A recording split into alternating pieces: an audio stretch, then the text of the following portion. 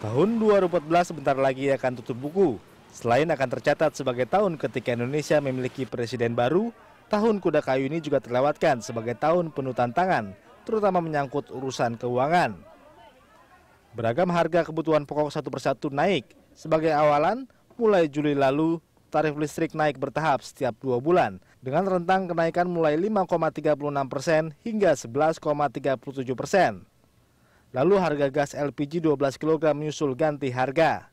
Terakhir November lalu harga bahan bakar minyak akhirnya dikerek naik sekitar 30%. Praktis kebijakan itu memicu kenaikan hampir semua harga barang dan jasa, mulai dari harga cabai hingga ongkos transport publik.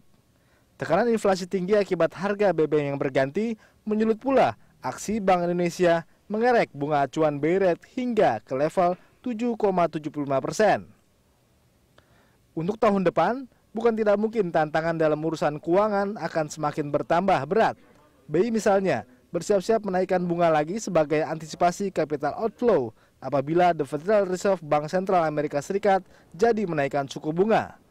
Jika itu terjadi, bersiaplah menghadapi situasi ekonomi domestik yang lebih mahal dan lebih ketat.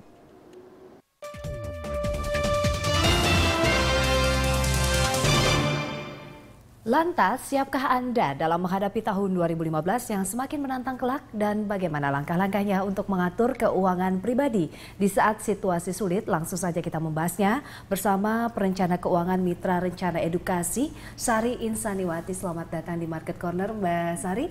Ini kita membahas mengenai tahun baru. Resolusi baru begitu ya, tantangan juga baru. Nah ini bagaimana kita bisa adjust dengan tantangan di tahun baru nanti, terkait juga mungkin BBM nanti akan dinaikkan lagi, tapi juga keputusan The Fed ini kita belum tahu ya, tapi 2015 akan menaikkan suku bunga.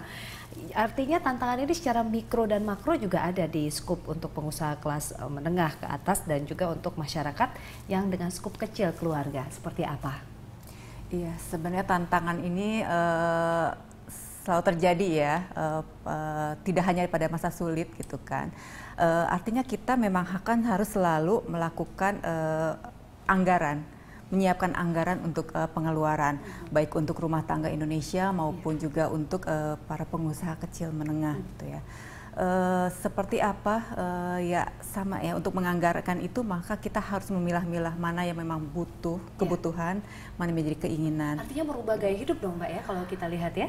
Iya, mengubah gaya hidup. Jika penghasilan kita tidak bisa bertambah, artinya Betul. ada yang harus bisa di-adjust ya gaya hidupnya. Gitu. Nah kalau kita lihat sebenarnya mungkin untuk masyarakat kita mengerucutkan ya, bagaimana bisa mengelola mungkin dari satu pendapatan dari gaji begitu ya, alokasi untuk pendapatan juga untuk cash flow-nya agar seimbang begitu, tidak besar pasak daripada tiang. Seperti apa Pak, Mbak?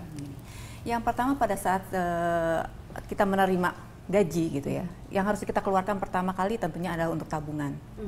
Nah dari tabungan lalu kita bayar-bayar utang-utang gitu kan, baru sisanya kita belanjakan. Dan kita harus bisa hidup dengan belanja itu gitu, dengan sejumlah uang itu. Jadi jangan sampai dari melebihi. Pendapatan, tabungan persentasenya berapa persen? Itu tergantung ya, tapi idealnya sih 10%. Kalau kita masih merasa berat ya sedikit-sedikit lah.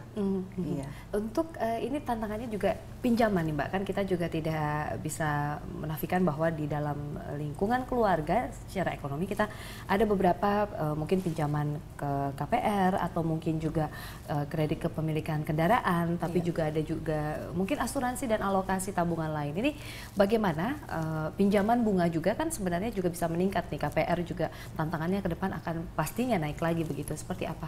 Iya. Untuk KPR dan kredit lainnya untuk pinjam yang sifatnya produktif itu memang mau nggak mau ya perlu kita ambil gitu. Kenapa? Karena kalau kita nggak ngambil dari sekarang malah harganya akan terus naik kan. Jadi itu nggak masalah, itu juga harus kita alokasikan gitu kan. Kalau misalnya kita memang alokasikan untuk KPR dan sisanya kan sebenarnya kita yang masih bisa adjust tuh gaya hidup ya.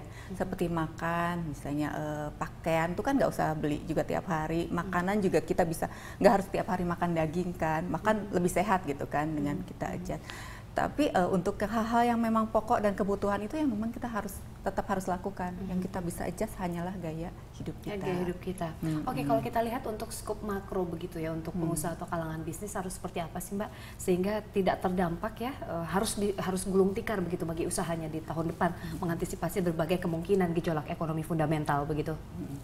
Sebagai pengusaha tentunya harus punya jiwa entrepreneur, jadi dia harus punya jiwa yang kreatif gitu, bisa melihat peluang-peluang yang ada. Jangan sampai kita punya usaha yang ya cuman sekedar ikut-ikutan gitu kan, artinya kita harus punya nilai tambah gitu, ada value-nya yang lebih sehingga kita bisa bersaing. Lalu dari sisi misalnya, oke, untuk gaji pegawainya pasti juga akan minta kenaikan ya, karena dari segala biaya-biaya hidup naik gitu kan. Itu juga kita bisa adjust, misalnya oke, kita nggak pakai kontrak, tapi gimana kita coba dengan kontrak magang gitu kan. Kita bisa memanfaatkan banyak orang-orang yang dia punya waktu luang gitu kan, untuk bisa bekerja gitu kan. Itu juga kita bisa manfaatkan, atau mungkin pelajar-pelajar. Tips kan singkat Mbak, satu lagi sebelum kita menutup segmen ini, bahwa bagaimana mengelola hutang begitu. Ada kartu kredit, ada hutang mungkin kredit tanpa agunan, atau saya mengatakan kredit tiada akhir ya begitu, angsur belum. Kita harus mengangsur setiap bulannya begitu. Dan ini bagaimana mengantisipasinya Mbak? Kartu kredit, banyak orang menyalahartikan kartu kredit seolah-olah kalau punya kartu kredit kita punya uang lebih. Padahal sebenarnya enggak, kartu kredit itu hanya untuk membantu kita mengatur keuangan kita.